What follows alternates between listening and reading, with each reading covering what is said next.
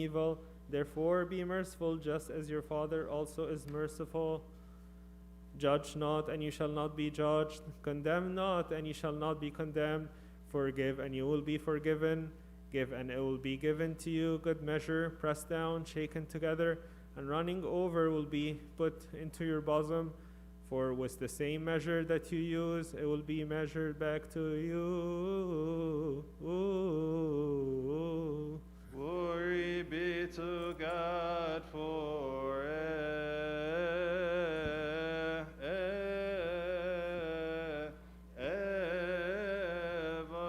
In the name of the Father, Son, and Holy Spirit, one God. Amen.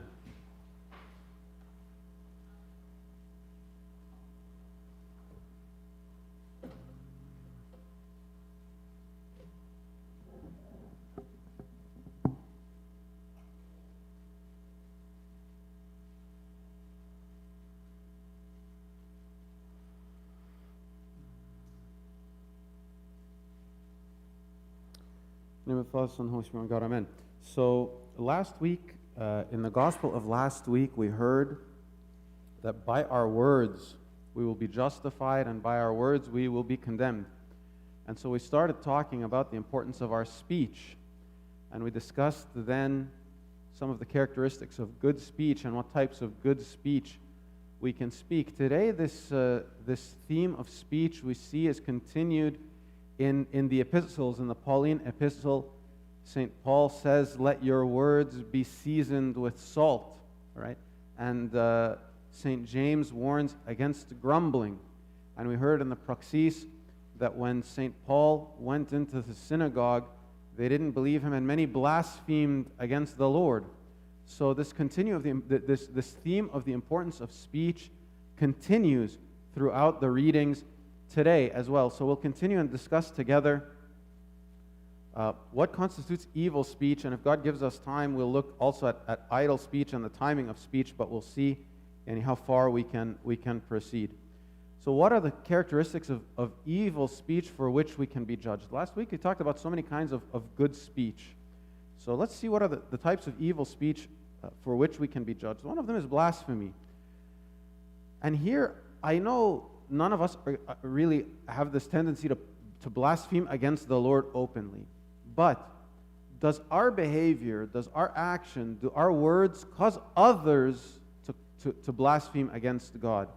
So we read in Romans, the name of God is blasphemed among the Gentiles because of you, as it is written. So sometimes we don't recognize that our behavior, the way we act, the way we interact with others, people see this and they associate this with our God. Because we call ourselves Christians, His name is tied to us. And what people see in us, they automatically attribute to God. So if we are not behaving in a Christian way and dealing with others in a Christian way, then we're causing others to blaspheme against the Lord, because what they're seeing in us doesn't reflect our God, but they assume that it reflects our God. So we should be mindful that our behavior can lead others to blaspheme against the Lord. There's a saying that I heard once from one of these Christian groups in one of their albums. They said, the single biggest cause of atheism in the world today is Christians who acknowledge God with their mouths and walk out the door and deny Him by their lifestyle. This is what the unbelieving world simply finds unbelievable. So if we don't represent God well, then this others see it, and automatically they turn this against God. Also insulting or degrading. We talked about in the characteristics of good speech that we want to edify and build people up, but sometimes, and usually this is done like without our knowledge or despite ourselves, we rather than build them up, we break them down. There's a book called Parenting Towards the Kingdom. The author's name is Philip Memalak. It's a great book on how to raise children. And he reminds us there that every person is an icon of Christ. So when we degrade someone, when we speak down to them, when we belittle them and make them feel bad about themselves, we're doing this to an icon of Christ. Maybe some of us have heard the example of a person who is angry with another, and somebody gave them an exercise. They put a picture of this person on the wall, and they said, take out all your frustration on this person. Every time you're angry with them, poke it with a pin or bang a nail into the picture.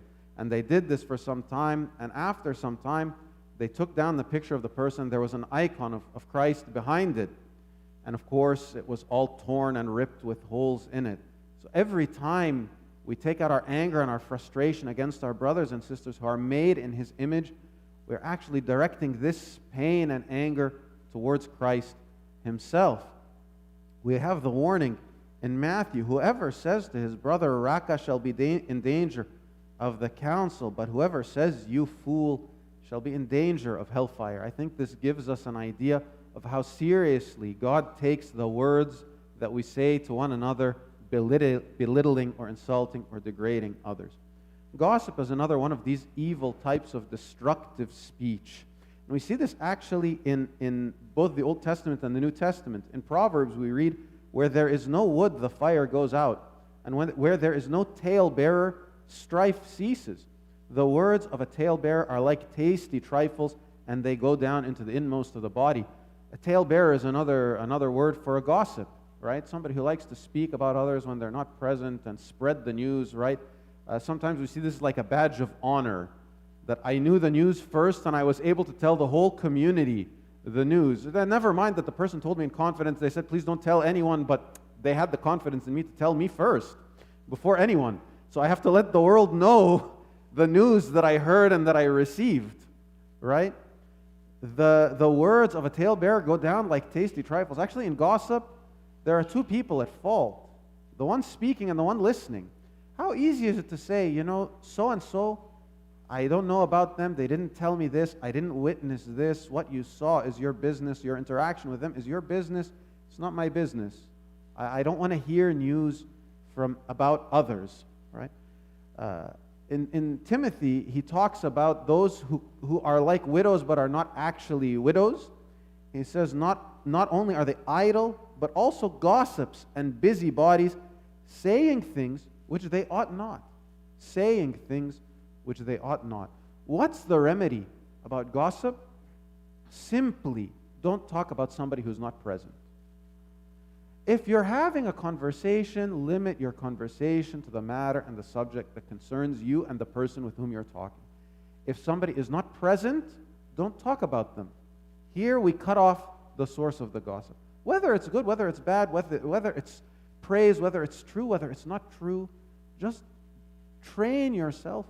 And we should train ourselves not to talk about those who aren't present. Then we cut out gossip from the root. We cut out gossip from the root. Grumbling is another one of these types of evil speech. In James, and we read it today, do not grumble against one another, brethren, lest you be condemned. Behold, the judge is standing at the door. There's a nice story, or a contemplation, I suspect it's not something that actually happened, about a king who was looking for an advisor, a vizier, somebody to be his right-hand man. And so he came up with this idea. He put a giant stone in the middle of the road and hid by it and observed. And he found different types of people walking by. Many people walked by and they saw this big stone in the middle of the road, and they started to speak against the king. Look at our lousy king. He can't even keep the highways clean, and how are we supposed to? And we're paying taxes, and how can we live? What are we paying the king for? What's he doing? Just sitting in his palace, leaving this, and they grumbled, and they went around, and they passed by. And others would come, and they don't speak against the king, but they speak against the nation in general, against themselves. Look at us, what kind of losers are we? We can't even keep our streets clean, and we don't have the resources, and nobody is really taking an initiative, and how come the whole system is like this? And others came, and they saw this thing in the road, and they said, maybe we should do something about it. And they worked. One man, he worked to get this boulder out of the road with whatever resources he could. Underneath it, he found a note written and signed by the king saying this was a test. The king is looking for a new vizier. He wants somebody proactive who's going to work with him, and please go immediately to the palace and meet with the king for your new assignment. So we see here how damaging grumbling can be. We have this tendency to grumble. We see things that are not the way they should be, and we don't like them. We just grumble and move on. Okay, do something about it. If you don't have the authority to do something about it, at least find out whose responsibility this is and ask how you can help, rather than grumbling. Grumbling is a destructive type of speech. Argument, in Corinthians we read, "For you are still carnal. For where there are envy, strife, and divisions among you, are you not carnal and behaving like mere men?" Carnal here means, refers like to the most basic aspects of being like the body of the fleshly kind of things. So this argument is associated with the most like basic bodily kinds of things. What do we benefit by argument? What do we benefit through these kind of aggressive disagreements? Look, anywhere you have more than one person gathered together, there's going to be a disagreement. But how do we manage this disagreement? Do we just argue, insisting on our position? Or do we work together to try and find a solution that's befitting and beneficial to everyone? There's no problem with disagreement. Disagreement by itself isn't wrong. In fact, disagreement is healthy. But there's a time for disagreement and discussion to come up with the best solution and a way to do it. And then once a decision is made, we move forward. We agree together that, okay, we had the discussion, a decision was made, let's put our hands together to the labor and to the work and make the best out of it. We'll have a chance to revisit. Did we make the best decision? Maybe not. But arguing just to insist that I'm right and the other is wrong and to impose my way is destructive. It's not constructive. It's rooted more in the ego than it is rooted in the desire to do the best thing to move forward.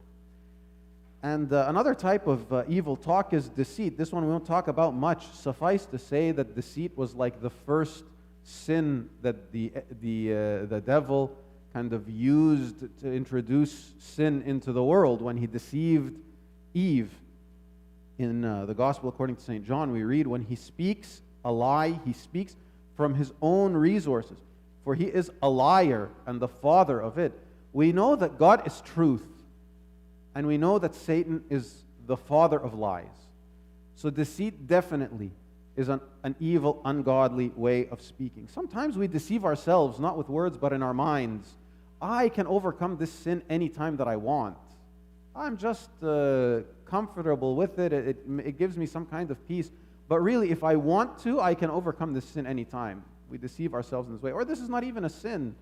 Or we convince ourselves that what's in our heart is different than how we act. We try to deceive ourselves so many ways, even to the point of trying to deceive God himself.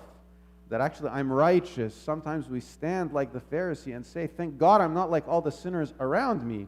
I fast and I pray and I do this and I do this. We even try to deceive God himself.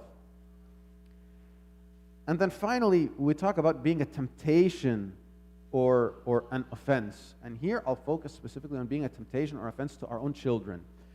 Sometimes we don't realize that our children are watching and listening to every single word that we say.